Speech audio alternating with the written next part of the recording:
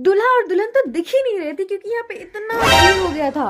Hello guys and welcome back to my another mini vlog. तो ये है शादी व्लॉग। तो आज फाइनली था कल दीदी का शादी। तो सुबह सुबह ही हमारे घर के सामने कार और गाड़ी सब आ चुका था क्योंकि ये शादी दिन का शादी होने वाला था, इसलिए हम लोग सुबह ही निकले थे और हम लोग टाइमली पहुंच भी गए थे। और पहुंचते ही सबसे पहले कल दीदी का मेकअप स्टार्ट हो गया था और थोड़ी ही देर बाद बारात भी आ गई थी और जिया जी का एंट्री होने के तुरंत बाद ही जूता चुराई का रस्म भी पूरा हो गया था। तो गाँव में ऐसा रस्म होता है की दुल्हा को दुल्हन का भाई ही स्टेज तक लेके जाएगा गोदी करके। तो हमारे भैया के दोस्त अकेले ही उन्हें उठाकर स्टेज तक ले गए थे और फिर होता है कल दीदी का एंट्री यानी ब्राइड का एंट्री। एंड कल दीदी का एंट्री स्टार्टिंग में तो बहुत ही अच्छा से हो रहा था, लेकिन जब तक वो स्टेज के सामने पहुंची इट वाज ऑल मेस।